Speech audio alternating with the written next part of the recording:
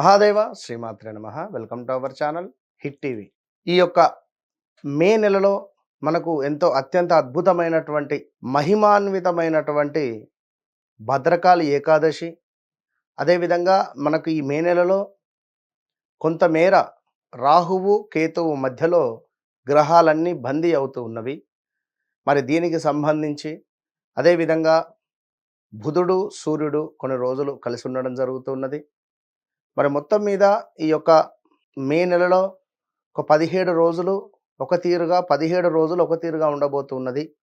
ద్వాదశ రాశులకు సంబంధించి మరి మరిన్ని వివరాలకై తప్పకుండా పూర్తి వీడియోని చూడండి. All the best.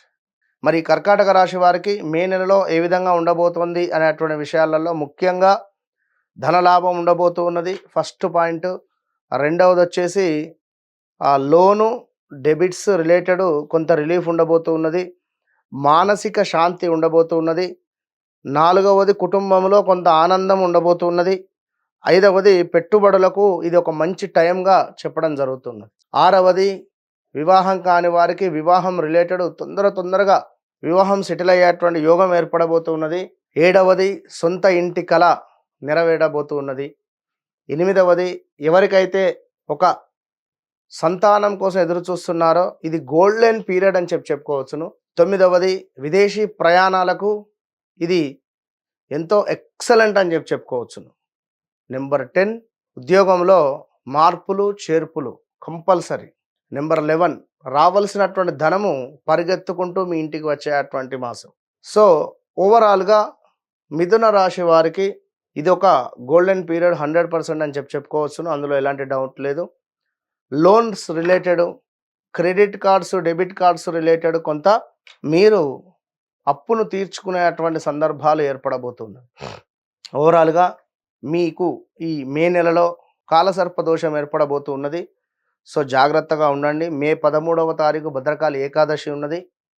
మే 10వ తారీఖు నుండి 28వ తారీఖు వరకు కూడా ఇటు సింహరాశి అటు కుంభరాశి ఆ మధ్యలో పైన గ్రహాలన్నీ కూడా బందీగా ఉంటున్నాయి. అందులో కర్కాటక రాశి కూడా ఉన్నది. తప్పకుండా సర్పానికి జంట నాగులకు మీరు పంచామృతాలతో కానీ చెరుకు రసంతో కానీ అభిషేకం చేసుకోవడం ద్వారా ఇంకా ఈ మనం చెప్పినటువంటి ఫలితాలు తొందరగా నెరవేరే అవకాశాలు ఉంటవి. గమనించుకోండి. మరి కర్కాటక రాశి వారికి ఇట్టి మే నెలలో కొంతమేర ఇంకా క్షుణ్ణంగా చూసుకుంటే స్థాన చలనాలు, పదవీహీనత, వ్యర్థ ప్రయాణాలు. పదవీహీనత అన్నప్పుడు ఈ పదవి పోయి మరొక పదవి వచ్చే పరిస్థితి ఉంటుంది. వ్యర్థ ప్రయాణాలు, స్త్రీ మూలక చిన్న సమస్యలు మాత్రం ఉంటవి. సో జాగ్రత్తగా ఉండండి.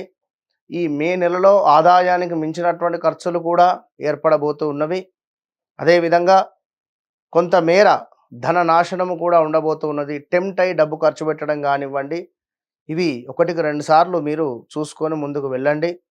సో ఎవరైతే ప్రతి సోమవారము ఈశ్వరునికి చెరుకు రసాన్ని సమర్పిస్తారో కర్కాటక రాశి వారు, లేదా పాలను సమర్పిస్తారో మంచి ఫలితాలు మీరు చూస్తారు. మరి ఇంకా కర్కాటక రాశి వారికి ఏమిటయ్యా అంటే ఇదంతా కూడా మన గోచారం. మీకు ఒక గ్రహచారం ఉంటుంది.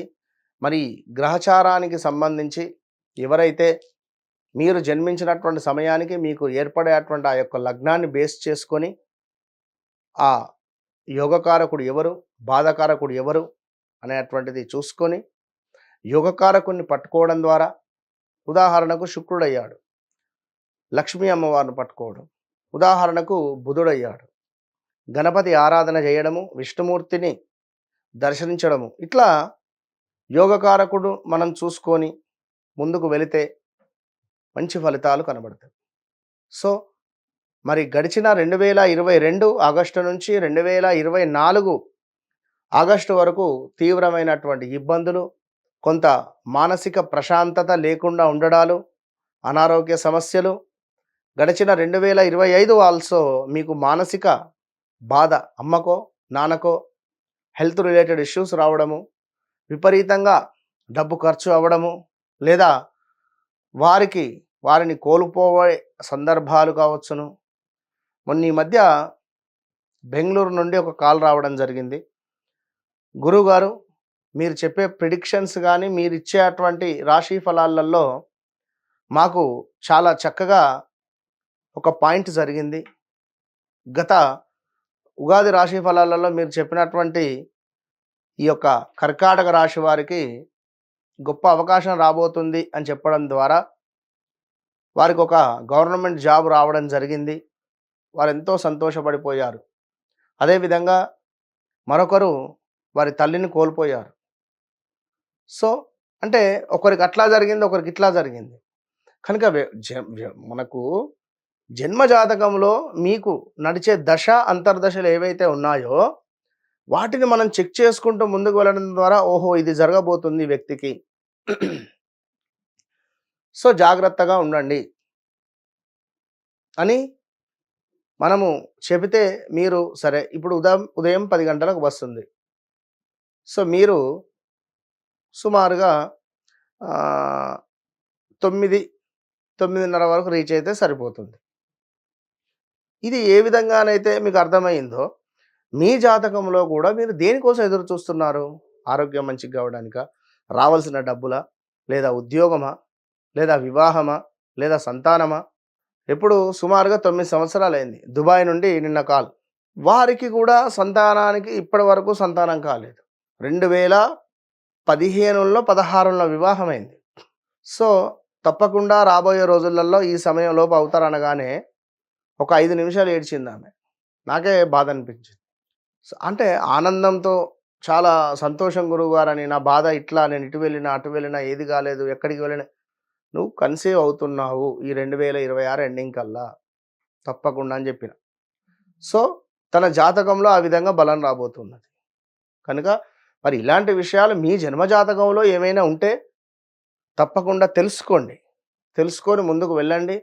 మంచి చెడును మంచి ఫలితాలు ఉంటవి. వన్స్ నన్ను కలవక ముందు, నన్ను కలిసిన తర్వాత అనేటువంటిది తప్పకుండా మీ లైఫ్ టైంలో గుర్తుండిపోతుంది. ఇక మరి కర్కాటక రాశి వారికి రాబోయే జూన్ 1వ తారీఖు నుండి లగ్నాత్ గురువు రాబోతున్నాడు. 5 నెలలు మాత్రము ఆడింది ఆట మీకు మాత్రం. సో,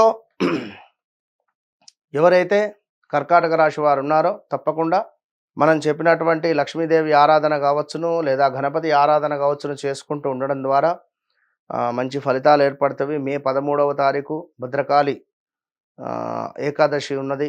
ఇది ఎంతో విశేషము. మరి ఇట్టి నెలలో 2 పౌర్ణములు ఉన్నవి కనుక ఈ 2 పౌర్ణముల రోజు విశేషంగా అమ్మవారికి కుంకుమార్చన, శ్రీచక్రార్చన, చండీ హోమాలను నిర్వహించేటువంటి పరిస్థితి కలదు. తప్పకుండా ఎవరైనా ఇట్టి పూజలో పాల్గొనేటువంటి వారు సంప్రదించండి. All the best.